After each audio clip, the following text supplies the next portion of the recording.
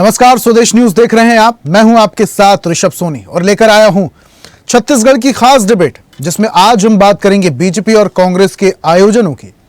आज एक तरफ बीजेपी ने सेवा पखवाड़ा को लेकर राजधानी रायपुर स्थित कुशाभाऊ ठाकरे परिसर बीजेपी कार्यालय में कार्यशाला का आयोजन किया, जिसमें पार्टी के तमाम बड़े नेता और मंत्री शामिल हुए। तो दूसरी ओर कांग्रेस ने जिला अध्यक्षों और प्रदेश पदाधिकारियों की बैठक कांग्रेस मुख्यालय में बुलाई। इस बैठक में संगठनात्मक मुद्दों के साथ साथ आने वाले समय की रणनीति पर भी चर्चा हुई। दरअसल बीजेपी प्रदेश अध्यक्ष किरण सिंहदेव ने जानकारी दी कि 17 सितंबर से सेवा पखवाड़ा की शुरुआत होगी। यह कार्यक्रम प्रधानमंत्री नरेंद्र मोदी के जन्मदिन से शुरू होकर 2 अक्टूबर गांधी जयंती तक चलेगा। इस दौरान कार्यकर्ता जनता और समाज के बीच जाकर सेवा कार्यक्रम करेंगे। बीजेपी का मानना है जनता तक पहुंचने का सबसे असरदार तरीका सेवा और जनसेवा ही है। हालांकि कांग्रेस की हो रही बैठक पर बीजेपी ने निशाना साधा। पूर्व मंत्री और वरिष्ठ विधायक अजय चंद्राकर ने तंज कसते हुए कहा, कांग्रेस की बैठकें जनता के मुद्दों के लिए नहीं, बल्कि आपसी गुटबाजी और अनुशासनात्मक कार्रवाई को सुलझाने के लिए होती है। उनके मुताबिक कांग्रेस जनहित के मुद्दों पर आवाज उठाती ही नहीं है। वहीं दूसरी तरफ कांग्रेस की जिला अध्यक्षों और प्रदेश पदाधिकारियों की बैठक में संगठनात्मक मुद्दों पर चर्चा की गई। साथ ही बढ़ते अपराध को लेकर सरकार के खिलाफ आंदोलन की रणनीति बनाने पर भी फोकस किया गया। जिला अध्यक्षों और पदाधिकारियों की जिम्मेदारियां तय हुई। कांग्रेस ने साफ संकेत दिया कि आने वाले दिनों में वो जनहित और अपराध के मुद्दों को लेकर राज्य सरकार को कटघरे में खड़ा करेगी। फिलहाल राज्य की सियासत इस वक्त 2 अलग अलग राहों पर है। बीजेपी जहां सेवा पखवाड़ा के जरिए समाज में पैठ बनाने की रणनीति बना रही है, वहीं कांग्रेस अपराध के मुद्दे और वोट चोर गद्दी छोड़ अभियान के सहारे सरकार को घेरने की तैयारी कर रही है। लेकिन इन मुद्दों से जनता को क्या फायदा है? क्या प्रदेश की कुछ बिगड़े हालातों पर ये मुद्दे कारगर होंगे या ये सिर्फ वोटों की खातिर हो रहा है?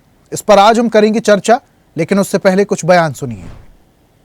आरोप प्रत्यारोप के लिए है कि किसी को दल से निकालने के लिए है, क्योंकि वहाँ अनुशासनात्मक कार्रवाई होनी हो, उसकी बैठक ही नहीं हो रही। उसकी कितनी है बैठक अनुशासनात्मक कार्रवाई करने के लिए? तो क्या बैठक है उनकी? जनहित के विषय उठाएंगे नहीं, वोट चोरी करेंगे। आज पवन खेड़ा जी को नोटिस मिल गई है, तो उसके समाधान के लिए बैठक नहीं। ये भारतीय जनता पार्टी में किसी भी प्रकार की बैठक प्रदेश कार्यालय में जो होती है वो कार्यशाला है, वास्तव में आज बैठक नहीं है। हमारी भारतीय जनता पार्टी की नई टीम के गठन के पश्चात तुरंत भारतीय जनता पार्टी अपने कार्यक्रमों को लेकर फ्लोर में जाती है और लगातार कार्यक्रम और बैठकों का क्रम चल रहा है। उसी में आज हमारा एक प्रमुख कार्यक्रम है 17 सितंबर से 2 अक्टूबर तक आदरणीय प्रधानमंत्री मोदी जी के जन्म दिवस को भारतीय जनता पार्टी पूरे देश में और सेवा ही संगठन सेवा ही संकल्प इस दृष्टि से मनाती है। विभिन्न प्रकार से जनता के बीच और विभिन्न समाजों के बीच और जाकर सेवा के काम करना और अन्य सभी कार्यक्रम इसमें निश्चित होते हैं। उनको लेकर हमारे नीचे तक के कार्यकर्ता, हमारे वरिष्ठ नेता, हमारे पदाधिकारी सभी और इसको सेवा ही संगठन के रूप में मनाते हैं। और ये कार्यक्रम 2 अक्टूबर तक समाप्त होता है, गांधी जी की जयंती तक। करीबन 2 महीने के बाद जिला कांग्रेस अध्यक्ष के साथ बैठकें हुई और लगभग 2 घंटे की बैठकों में संगठन के संबंधित और जो पिछला कार्यक्रम, आने वाला कार्यक्रम, इन सब मुद्दों को लेकर चर्चाएं हुई है। और प्रमुख रूप से अभी पूरे प्रदेश में संगठन सृजन का काम चल रहा है, जिसमें मंडल और सेक्टर कमेटियां बन रही है और लगभग पूरे होने की स्थिति में है। 99% पूरा हो चुका है। 2-3 दिन में कुछ जगह बाकी है, वो कंप्लीट हो जाएगा और 99% पूरा मंडल और सेक्टर कमेटियां का गठन पूरा हो चुकी है। प्रदेश कांग्रेस कमेटी एक अभियान चला रही है, जिसमें प्रदेश कांग्रेस के तमाम कार्यकर्ता बाढ़ पीड़ितों के लिए, बस्तर के बाढ़ पीड़ितों के लिए पूरी तरह प्रदेश कांग्रेस कमेटी उनके साथ खड़ी है और बहुत जल्दी रिलीफ फंड के माध्यम से उनको जो भी उनके आवश्यकता अनुसार उनको मदद पहुंचाने के लिए तमाम जिला अध्यक्ष और वरिष्ठ नेता उसके लिए तैयार हैं। आरोप प्रत्यारोप के लिए है। तो प्रदेश में बैठकों का दौर शुरू हो चुका है, लेकिन इन दोनों पार्टियों की बैठक के अलग अलग मायने निकल रहे हैं। बीजेपी जहां सेवा पखवाड़ा दिवस मनाने की तैयारी को लेकर कार्यशाला का आयोजन करती है, तो कांग्रेस अपने जिला अध्यक्षों के साथ आगे की रणनीति बनाने के लिए बैठक करती है। इस पर आज हम चर्चा करेंगे, समझेंगे इस बैठकों के क्या मायने हैं। कुछ मेहमान हमारे साथ जुड़ रहे हैं। बीजेपी से हमारे साथ गोपाल सामंतो हैं। गोपाल जी, बहुत स्वागत आपका। और कांग्रेस का पक्ष रखने के लिए अभिमन्यु मिश्रा हमारे साथ हैं। अभिमन्यु जी, आपका भी बहुत स्वागत। और इस चर्चा की शुरुआत गोपाल जी मैं आपसे ही करूंगा। जैसा कि किरण सिंहदेव कह रहे हैं कि बैठक नहीं, कार्यशाला है तमाम कार्यकर्ताओं के साथ आगामी रणनीति को लेकर और आगामी सेवा पखवाड़े को किस तरीके से सफल बनाना है, जनता के बीच में कैसे जाना है, क्या कुछ कहना है, क्या कुछ बताना है, इसको लेकर कार्यशाला थी। क्या उद्देश्य था इस कार्यशाला का? देखिए, निश्चित रूप से जैसे हमारे आदरणीय अध्यक्ष जी ने कहा कि ये कार्यकर्ताओं के बीच में सेवा पखवाड़े में कौन कौन से कार्य होने हैं और उन किस पद्धति से होने हैं, उसको लेकर कार्यशाला थी। और निरंतर भारतीय जनता पार्टी अपने कार्यकर्ताओं के लिए कार्यशालाएं आयोजित करती रहती है अलग अलग विषयों में, ताकि जनमानस के बीच में रहकर जनमानस के कार्य को संपादित किए जा सके। और ये भारतीय जनता पार्टी की रीति नीति में ही शामिल है कि हमेशा हम जो कार्य करते हैं उसके लिए व्यापक तौर पे प्लानिंग के साथ करते हैं, ताकि वो धरातल पे सही ढंग से फलीभूत हो पाए और जिस उद्देश्य से कार्य को किया जा रहा है उस उद्देश्य की प्रतिपूर्ति। और इसी उद्देश्य से ये कार्यशाला आज रखी गई थी। और आदरणीय प्रधानमंत्री जी के जन्मदिन से लेकर ये कार्यक्रम शुरू होता है। और जैसा आप जानते ही हैं कि प्रधानमंत्री जी का जन्मदिन भी विश्वकर्मा जयंती के दिन होता है। तो जिस तरह विश्वकर्मा जी ने आदिकाल में इस देश का निर्माण किया था, तो वैसे ही पिछले 11-12 सालों से हमारे प्रधानमंत्री जी लगातार इस देश के पुनर्निर्माण में लगे हुए हैं और सेवा में लगे हुए हैं। और इसीलिए हम इसको सेवा पखवाड़ा मानते हैं और सेवा पखवाड़े के तौर पे इस पूरे हफ्ते को और आगे मनाया जाता है। और जनमानस के जो भी काम लिए जाते हैं उसको उसी पखवाड़े में कंप्लीट किए जाते हैं। इसी के ऊपर कार्यशाला थी। ठीक है गोपाल जी, ये कार्यशाला तो थी, लेकिन इसको लेकर आपके नेता ये कह रहे हैं कांग्रेस चाहे जितनी भी बैठकें कर ले, कोई भी रणनीति बना ले, जनता के मुद्दे उठाती ही नहीं है, उठा नहीं पाती। देखिए, कांग्रेस के पास मुद्दों के लिए जो थिंक टैंक है और कांग्रेस का जो एक ही नेता है वो राहुल गांधी, वो जो भी सोचेंगे, वो जो भी तय करेंगे, वो कांग्रेस का मुद्दा होगा। कभी भी कांग्रेस में नीचे से ऊपर तक के मुद्दा नहीं जा पाता, इसलिए आप जनता के मुद्दे छूट जाते हैं। कांग्रेस के बड़े नेताओं हर राजनीतिक पार्टी में, छत्तीसगढ़ में कांग्रेस के बड़े बड़े नेता हैं, कई सारे नाम जानते हैं आप भी। आप पिछले 1.5 साल 2 साल या पिछले 7-8-10 साल में भी आप देख लीजिए, जब से राहुल गांधी एक्टिव है तब से वही मुद्दों पे कांग्रेस काम करती है जिस मुद्दों पर राहुल गांधी ने सोच रखा हुआ होता है। और इसके अलावा कोई मुद्दा ही नहीं होता है। अरे मतलब कितनी हास्यास्पद बात है। देखिए, तमिलनाडु के मुख्यमंत्री पहुंचे बिहार और उसको लेकर राहुल गांधी ने बोला कि भाई तमिलनाडु के लोग भी आए हुए हैं, उनको भी चुनाव से प्रॉब्लम है। और वो तमिलनाडु की सरकार जो 10 साल से उस जगह पे उस प्रदेश में सरकार बना रही है, वो पार्टी भी बोल रही है कि मुझे चुनावों से प्रॉब्लम है। तो अब ये ऐसे मुद्दे हैं जो जनता के करीब ही नहीं है। अब तमिलनाडु के पार्टी को, सत्तासीन पार्टी को बिहार के वोटर लिस्ट में प्रॉब्लम है। अब बताइए, मतलब ये कहां तक की जनता का सरोकार वाला बात है।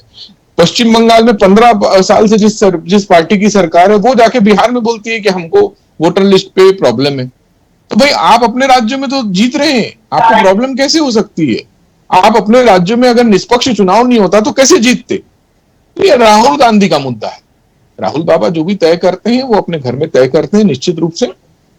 ऐसी ये दूसरे पार्टी की बातें हैं, उनकी निहित आत्मचिंतन की बात है, और वो जो भी तय करे वो उनके लिए ठीक है। उनको अपने पार्टी के अंदर काम करना चाहिए, यही मैं बोल सकता हूं। वो राहुल बाबा की पार्टी है और राहुल बाबा जैसा सोचेंगे कांग्रेस वैसा ही करेगी। ठीक है, चलिए प्रतिक्रिया ले लेते हैं। अभिमन्यु जी, कई सारी बैठकें होने वाली है। अभी हाल फिलहाल में आपकी तरफ से भी बैठक हुई, जिलाध्यक्षों की बैठक, जैसा कि दीपक बैज जी जिक्र कर रहे थे। अभी गोपाल जी कह रहे हैं कि जो राहुल गांधी तय कर देते हैं वही होता है।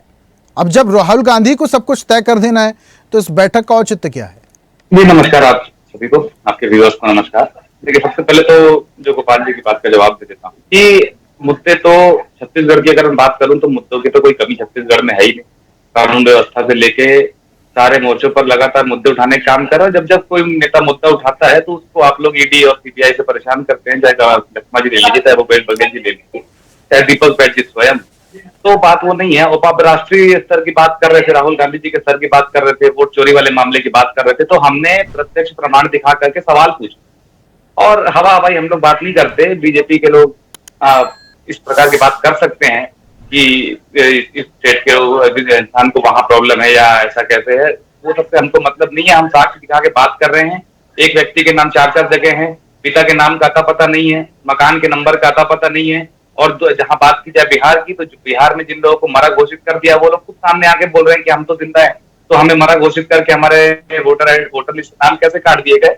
तो ये सब प्रत्यक्ष प्रमाण है। इसका जवाब इलेक्शन कमीशन को देना है। तो भारतीय जनता पार्टी आगे आगे जो बचाव करती रहती है, इसका वो करे, जितना उनको मन है करे, उनसे कोई समस्या नहीं है हमें।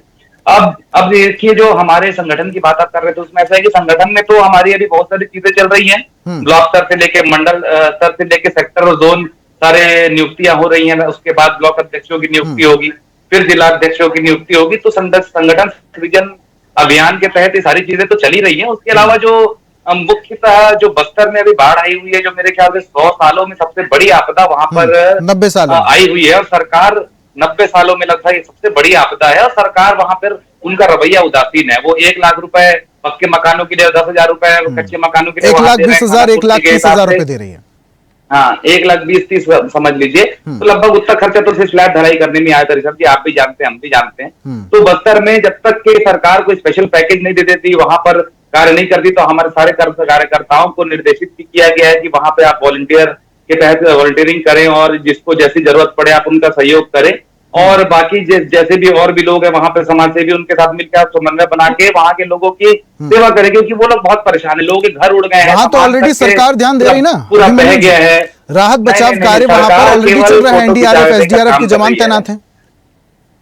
देखिए, वो सब ठीक है, जवानों के ऊपर कोई बात नहीं, जवान तैनात है, काम कर रहे हैं, लेकिन राजनीतिक रूप से हमारी जिम्मेदारी बनती है कि हमारे कार्यकर्ता अगर वहां पे हैं, तो हमारे कार्यकर्ता भी इस सारे चीजों में सम्मिलित हों, और जो भी सेवा वहां कर सके जनमानस की वहां पे। क्योंकि वही मैं बता रहा था, बहुत बड़ी समस्या है। लोगों का सामान से लेकर सब कुछ बह गया है, लोगों पर लकड़ी बल्ली तक नहीं है वहां पर। तो क्या कम से कम पहले लकड़ी बल्ली व्यवस्था हो जाए, तो कई लोग तत्काल के लिए घर बना लेते हैं। ब्रिजेस टूट गए हैं, कई जगह से कनेक्शन टूट गया है लोगों का, वहां टीमें जा नहीं पा रही हैं। तो कम से कम हमारे कार्यकर्ता जो उस जगह पर है, वहां तक हम बातें पहुंचा पाए ना, जितने लोग भी सहयोग कर पाए, ये सारी हमारी मुख्यतः वहां। लेकिन अभिमन्यु जी, जैसे कि आप अभी जिक्र कर रहे थे कि जब भी विपक्ष जमीनी स्तर पर मजबूत होने की कोशिश करता है, जनता के बीच जाने की कोशिश करता है, तो उसको ईडी सीबीआई से डराया जाता है। अब ये चीजें तो लगी रहेंगी, जैसा कि आप कहते भी हैं, आप लोग कहते हैं, आपके नेता कहते हैं, इससे कैसे निपटेंगे? जी देखिए, हम मुद्दे उठाना तो नहीं छोड़ेंगे, और जहां तक के जिस भी तरीके की ये लोग, जैसे मुख्यमंत्रियों को जेल में डालने का काम तो लगातार कर ही रहे हैं। हमने देखा, झारखंड के मुख्यमंत्री को जेल में डाला, दिल्ली के मुख्यमंत्री को जेल में डाला, उसके बाद लगातार ये सारे जो बड़े बड़े नेता उनको जेल में डालने का या उनके ऊपर केस चलाने का काम ये लोग कर रहे हैं। और जो इनके पार्टी में ज्वाइन हो जाते हैं, उनके ऊपर के लगे हुए केस हटाने का काम भी कर रहे हैं। तो ये कहीं ना कहीं एक राजनीतिक दबाव है। लेकिन अभिमन्यु जी, क्या ये बात सही नहीं है कि धुआं वहीं से उठता है जहां आग होती है? बात वही है ना, एक तरफा कार्रवाई होती है। आप कार्रवाई करें, देखिए सीडब्ल्यूजी स्कैम का भी आरोप लगाया गया था, सरकारी एजेंसियों पर आप लोग सवाल उठाते हैं, कोर्ट में टिका। क्या इतना आसान है सरकारी एजेंसियों का किसी पूर्व विधायक, पूर्व मुख्यमंत्री, पूर्व नेता के घर में घुस जाना? कोई सबूत, कोई एविडेंस तो होता होगा जिसके बिना पर सरकारी एजेंसियां घर में घुसती होंगी और कार्रवाई करती होंगी। देखिए, ये जो आपका सवाल है, इस बारे में सुप्रीम कोर्ट ने टिप्पणी की थी अभी कुछ समय पहले। उन्होंने ये साफ तौर पे कहा था कि किसी भी हवाले से, माने किसी के बयान के आधार पर ये लोग गिरफ्तारी कर लेते हैं और उसको राजनीतिक मुद्दा बनाया जाकर राजनीतिक अखाड़ा बना दिया गया है केंद्रीय एजेंसियों को। ये टिप्पणी कोर्ट की है, एक टिप्पणी मैंने नहीं की है। तो कोई जब तक ठोस सबूत ना हो, आप किसी के ऊपर इस प्रकार की कार्रवाई नहीं कर सकते या ना करना सुनिश्चित करें, ये कोर्ट की टिप्पणी है। तो किसी के बयान के आधार पर उसको रिमांड में ले लेना, कई सालों तक केस चलाना और उसके बाद कोर्ट में केस टिक नहीं पाता है, लेकिन उन 6-8 सालों में कई सारे राजनीतिक लाभ ले लिए जाते हैं, कई सारे चुनाव जीत लिए जाते हैं, ये सारा कुछ हो जाता है। अब देखिए, सीडी कांड में भूपेश बघेल जी बरी हुए, लेकिन किसने माफी मांगी? इनके सारे मंत्री उस समय एफआईआर लिखाने थाने चले गए थे और सारी चीजें हुई थी, इतना बदनाम किया गया। चाहे मनमोहन सिंह जी की बात करें, सीडब्ल्यूजी स्कैम में बदनाम किया गया, 2G स्कैम में बदनाम किया गया, आज क्लीन चिट मिल गई, तो क्या इन्होंने माफी मांगी? कोई माफी नहीं मांगता, सब पुरानी बातें हो जाती है, लेकिन चुनाव जीत लिए जाते हैं ये सब आरोप लगा के। तो ये सारा कुछ जो ये किया जा रहा है, कोर्ट पे हमें भरोसा है, लेकिन कोर्ट में जितना समय लग जाता है तब तक के तो जो उसका राजनीतिक लाभ उठना हो चुका होता है। ये सबसे बड़ी बात है। अब लेकिन अभिमन्यु जी, आप लोग ये आरोप लगाते हैं कि विपक्ष को दबाया जाता है, ईडी सीबीआई के जरिए डराने की कोशिश की जाती है, अपने खेमे में लाने की कोशिश की जाती है। लेकिन अगर हम स्थितियों को देखते हैं तो कई बार आपके ही कार्यकर्ता आपस में भिड़ते हुए नजर आते हैं, कई बार गुटबाजी की खबरें भी सामने आती है। जब ऐसी खबरें आएंगी तो कैसे आपका संगठन मजबूत होगा? और आप लोग लगाते हैं आरोप बीजेपी पार्टी पर। देखिए, हम आरोप नहीं लगाते। हमारा कहना यह है कि मतभेद किस संगठन में नहीं होते। कोई भी संगठन ऐसा नहीं हो सकता जिसमें आपस में थोड़े बहुत मतभेद लोगों में ना। बहुत सही आप कह रहे हैं कि अगर ज्यादा बर्तन होंगे तो बड़बड़ाएंगे, आवाज जरूर आएगी, लेकिन इतनी ज्यादा भिड़ंत, इतनी ज्यादा मनमुटाव, इतनी ज्यादा गुटबाजी सिर्फ कांग्रेस में देखने को मिलती है। सचिन पायलट कुछ समय पहले आए थे, जिक्र कर रहा हूं मैं आपको, आप जानते हैं उस दौरान भी क्या हुआ। आपने बिल्कुल सही बात की। देखिए, बातें बाहर आ जाती हैं। केंद्र में सरकार आज भारतीय जनता पार्टी की है, अब राज्य में भी सरकार है, तो सीधी सी बात है, इनके अंदर ही गुटबाजी उतने खुले तरीके से बाहर नहीं आ पाती है। और जो सरकारें जब होती हैं तो ऊपर का दबाव भी इस प्रकार का होता है। फिर भी जो बीच बीच में लेटर बॉम्ब छोड़ते रहते हैं इनके नेता, चाहे अभी भी आप देखें एनएचएम कर्मियों के समर्थन में खड़े हैं, बृजमोहन अग्रवाल जी हो और भी नेता जो है साथ में खड़े हुए हैं, उनका समर्थन कर रहे हैं। लेकिन सरकार जो है उनको अल्टीमेटम दे दी थी, कल 5 बजे तक अपना धरना वरना खत्म करो, नहीं तो आपको बर्खास्त कर दिया जाएगा। तो ये विरोधाभास तो हो रहा है ना, सरकार में भी और उनके नेताओं के बीच में विरोधाभास हो रहा है। लेकिन चूंकि कांग्रेस सत्ता में नहीं है और उसको हाईलाइट करके भारतीय जनता पार्टी के लोग उसको गुटबाजी का नाम देते हैं। लेकिन देखिए, मतभेद हर पार्टी में होता है, कोई ऐसी बात नहीं है। कई सारी चीजें हैं, लेकिन सरकार के खिलाफ आप लोग अपनी लड़ाई जारी रखेंगे तो कहीं नाम नहीं, क्या रंग लाएगी ये देखना होगा। गोपाल जी का मैं रुख कर लेता हूँ, ठीक है, गोपाल जी का मैं रुख कर लेता हूँ। गोपाल जी, आप लोग कहते हैं कि ये बैठकें तो बस ऐसी यूं ही कांग्रेस की हो रही हैं, असल बात तो जो अनुशासनात्मक कार्रवाई है वो असली वजह है बैठकों की। आपके यहां बैठक हो रही तो बैठक हो रही है, कांग्रेस बैठक कर रही है तो अनुशासनात्मक कार्रवाई। देखिए, दो बातें हैं।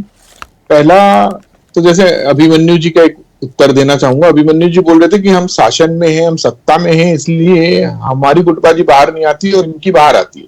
भैया, 5 साल ये सत्ता में थे, रोज 2.5 साल का फॉर्मूला को लेकर पूरे छत्तीसगढ़ के गली गली में बच्चा बच्चा बोलता था।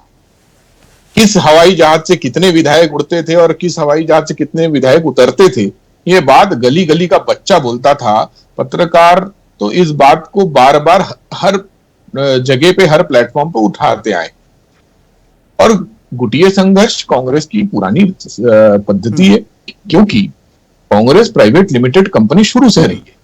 जो भी व्यक्ति उस प्राइवेट लिमिटेड कंपनी के एक संगठन में जितने ज्यादा लोग होंगे उस परिवार के खिलाफ आवाज उठाती है, उतनी जितने ज्यादा बर्तन होंगे उतने भड़बड़ाने की आवाज आएगी। इस बात में दम नहीं है क्या? बीजेपी में भी कई बार गुटबाजी की खबर सामने आती है। बृजमोहन अग्रवाल का गुट अलग है, सीएम साय का गुट अलग है, विजय शर्मा का गुट अलग है, किरण सिंह देव का गुट अलग है। ऐसी खबरें भी तो बीजेपी से सामने आती हैं। देखिए, मैं तो खबरों की बात नहीं, मैं तो पुख्ता सबूतों की बात करता हूँ। ये वही छत्तीसगढ़ है जहां कांग्रेस से पूर्व मुख्यमंत्री अलग होकर एक पार्टी बनाए। इससे बड़ा सबूत और क्या चाहिए? और ये छत्तीसगढ़ की बात नहीं, पूरे देश की बात है। अगर टीएमसी बनी है तो कांग्रेस से टूट के बनी है, नेशनल शरद पवार की पार्टी बनी है तो कांग्रेस से टूट के बनी है, राजेश पायलट की पार्टी बनी थी तो कांग्रेस से टूटकर बनी थी। ये तमाम तरह के बहुत आयात आपको एग्जाम्पल मिल जाएंगे। जब कोई एक परिवार एक पार्टी को चलाने की कोशिश करती है तो निरंतर टूटना और बिखरना ये जारी रहता है। लेकिन उस परिवार को सोचना चाहिए, क्या राजनीति में पारिवारिक इच्छाएं या पर्सनल व्यक्तिगत इच्छाएं इतनी हावी हो जाती है कि वो परिवार उस पार्टी को छोड़ना ही नहीं चाहती है। ये तो वैसी बात हो गई, बचपन में एक सीरियल आता था विक्रम बेताल, बेताल सवार हो जाता था विक्रम पर, उसी तरह ये पार्टी पर ये परिवार सवार है। ये तो बेताल की तरह सवार है इस पार्टी पर। जब तक कि बेताल सवार रहेगा तो ये पार्टी में टूटते रहेगी, बिखरते रहेगी, इसमें कोई दो मत नहीं है। दूसरी बात, परिवारवाद का आरोप लगाते हैं कि जो बटन है वो दिल्ली में है, वो एक परिवार के पास है। अब अगर मैं चुनाव की बात कर लूं, मैं बीजेपी पार्टी की बात कर लूं, तो आप लोग भी हर बात में जिक्र प्रधानमंत्री मोदी का करते हैं। प्रधानमंत्री मोदी का बर्थडे आ रहा है तो पखवाड़ा सेवा पखवाड़ा दिवस चलाया जाएगा, गांधी जयंती चलाया जाएगा। प्रधानमंत्री जी के परिवार के पिछले 3 जनरेशन का नाम बता दीजिए। आप नहीं बता पाएंगे क्योंकि परिवारवाद की पार्टी ही नहीं है। आप गांधी परिवार पे जब जाएंगे तो पूरे परिवारों का नाम सूची आएगा। देखिए, जब गरीब जब जिम्मेदारी की बात होती है, बच्चा प्रधानमंत्री इस देश का बनता है। देखिए, जब कभी जिम्मेदारी की बात होती है तो हमें बीजेपी का प्रदेश जिम्मेदारी का ही अध्यक्ष उत्तर उनकी दे रहा अलग था। जिम्मेदारी मैं जिम्मेदारी का है, उत्तर मुख्यमंत्री की जिम्मेदारी अलग है, प्रधानमंत्री की जिम्मेदारी अलग है। लेकिन निश्चित। अगर प्रधानमंत्री जिम्मेदारी तय करने लग जाए राज्य की, केंद्र से अगर जिम्मेदारी राज्य की तय होने लग जाए, तो फिर इसको क्या कहेंगे आप? तो भ्रामक जानकारियां हैं। मैं आपको जिम्मेदारी की बात कर रहे हैं, मैं कांग्रेस की बात करता हूं। दीपक बैज के लीडरशिप में 3-3 चुनाव लड़े गए, लेकिन दीपक बैज को हटाया नहीं जा रहा है। उसको कैसे हटाया जाएगा? राहुल गांधी के नेतृत्व में 3-3 चुनाव लड़े गए हैं, तब भी वो 2029 के दोबारा वो प्रधानमंत्री के दावेदार बन गए। आज भी सोशल मीडिया पे सारे जगह पे क्या चल रहा है? राहुल गांधी फॉर 2029। तो जब कांग्रेस में ऊपर अनुशासनात्मक कार्रवाई नहीं होती या ऊपर जिम्मेदारी तय नहीं होती, तो जिलाध्यक्षों और ब्लॉक अध्यक्षों की क्या जिम्मेदारी? ठीक है, आखिरी कमेंट आप बताइए गोपाल ना। जी, गोपाल जी दीपक बैज आखिरी 3-3 कमेंट। चुनाव हार आपका ये चुके जो हैं। सेवा पखवाड़ा है, इसका मुख्य उद्देश्य क्या है? 20 जी। सेकंड में जवाब दीजिएगा। जनमानस के प्रति जनमानस के प्रति वो सरकार की योजनाओं को पहुंचाना, जनमानस का काम करना और जनमानस के विकास की बात को आगे बढ़ाना, यही हमारा सेवा पखवाड़ा का उद्देश्य है। प्रधानमंत्री के जन्मदिन के उपलक्ष्य में आप लोग जनता के बीच में जा रहे हैं, इसे ऐसे ही समझे? ये हमेशा करते हैं, ये हमेशा की रीति नीति है, क्योंकि आज प्रधानमंत्री ठीक है, जी जिस आखिरी कमेंट परिवार से अभिमन्यु जी। आके ठीक है समाज का गोपाल काम जी, कर रहे हैं, वो समय बहुत मेरे पास बहुत कम है। अभिमन्यु जी 20 सेकंड, लास्ट कमेंट। देखिए, आपने सीधे सीधे सवाल पूछा, बहुत सही सवाल पूछा कि छत्तीसगढ़ की सरकार जो है रिमोट कंट्रोल से दिल्ली से चलती है, और ये हमारे ऊपर आरोप लगाते हैं कि आप एक परिवार की पार्टी हैं। उसके बाद बोलते हैं कि 2.5 साल का आप लोगों के बीच में तय हुआ था, फिर उसके बाद चेंज नहीं हो पाया, मतलब हमारे आला कमान की नहीं चल पाई। तो खुद स्पष्ट रहिए पहले कि क्या बोल रहे हैं, क्या नहीं बोल रहे हैं। उसके अलावा आप आज देखेंगे, आज रिमोट कंट्रोल छत्तीसगढ़ की सरकार को बनाने का काम किसने किया? आज कहीं भी विष्णु देसाई जी की फोटो दिखती है तो छोटी फोटो के पीछे कितनी बड़ी फोटो जरूर चिपकी रहती है। बेताल की बात कर रहे थे अभी गोपाल जी, तो मुझे याद आया कि एक बेताल जैसे मोदी जी चिपके रहते हैं विष्णु देसाई जी की हर फोटो के पीछे। हमारी 5 साल सरकार, लेकिन अभिमन्यु जी इस बात में भी कोई दोहराय नहीं है कि आप अगर आप बीजेपी पार्टी और सरकार के प्रति कितनी आप लोग कटाक्ष कर लें, लेकिन आपके संगठन को भी मजबूत होने की बहुत ज्यादा जरूरत है। रविंद्र चौबे जी का बयान का मैं जिक्र नहीं करना चाहूंगा, कितना उथल पुथल मच गया था आपकी पार्टी में। बिल्कुल हम मानते हैं, हमने माना कि हमारी पार्टी के चुनाव हारे हैं, 3-3 चुनाव लगातार हारे हैं, और PCC और BCC तो मेरे को लगता है कि मुझे तो ऐसा लगता है कि गोपाल जी को ज्यादा चिंता है दीपक बैज जी हटते क्यों नहीं। तो भाई वो हम हटे ना हटे, वो उनको क्या चिंता है, हमारे संगठन की बात है। उसके अलावा हम तो मान रहे हैं, मैंने इनके पखवाड़े को लेकर के अभी तक के इस पूरे डिबेट में एक बात भी कही, क्यों नहीं कही? क्योंकि हमको कोई फर्क नहीं पड़ता है, अपने संगठन को लेकर कुछ भी करें, आप मीटिंग ले, पखवाड़े चलाएं, सेवा करें, भाई कुछ भी करेंगे, सेवा करेंगे, जनता की सेवा करेंगे, अच्छा ही होगा। तो उसमें कोई कटाक्ष करने का कोई मतलब नहीं था। लेकिन इन लोगों ने क्या किया, ये सिर्फ कांग्रेस के ऊपर आरोप लगा करके अपनी गलतियां छुपाना चाहते हैं, ये बड़ी बात है। आप क्या कर रहे हैं, पीसीसी का जिक्र कर रहे हैं ऊपर आरोप लगा करके, वो तो करेंगे ही ना, वो तो करेंगे, सारा कुछ जिक्र करेंगे। अभी वो बहुत 50-60 साल पहले चले जाएंगे। अभी गांधी परिवार का बोल रहे थे 15 में, ठीक है, बीजेपी और कांग्रेस दोनों में जो बैठकों का सिलसिला वो चल पड़ा है, लेकिन इसके मायने क्या निकलेंगे आने वाले वक्त में स्पष्ट हो जाएगा। गोपाल जी बहुत शुक्रिया हमारे साथ जुड़ने के लिए। अभिमन्यु जी आपका भी बहुत शुक्रिया हमारे साथ जुड़ने के लिए, चर्चा में शामिल होने के लिए। तो आज हम बात कर रहे थे बीजेपी और कांग्रेस के आयोजनों की, बैठक क्योंकि प्रधानमंत्री मोदी का जन्मदिन आ रहा है, तो प्रधानमंत्री मोदी के जन्म से लेकर 2 अक्टूबर गांधी जयंती तक बीजेपी सेवा पखवाड़ा दिवस के तौर पर इसे मनाने जा रही है। इसको लेकर कार्यशाला का आयोजन हुआ। कांग्रेस कटाक्ष कर रही है और कांग्रेस ने भी लगे हाथ जिलाध्यक्षों की बैठक बुला ली। मुद्दा था जनता के बीच में जाएंगे और रणनीति बनाएंगे। इन रणनीति का, इन बैठकों का आने वाले वक्त में क्या असर होने वाला है, राजनीतिक पेच किस तरीके से फंसेगा, ये आने वाला वक्त बताएगा। आज की खास पेशकश में फिलहाल इतना ही। देखते रहिए स्वदेश न्यूज, सबसे पहले देश। और ऐसी ही ताजा खबरों के लिए लाइक, फॉलो और यूट्यूब पर सब्सक्राइब कर बेल आइकन जरूर दबाइए और हर अपडेट के लिए विजिट कीजिए स्वदेशलाइव.com।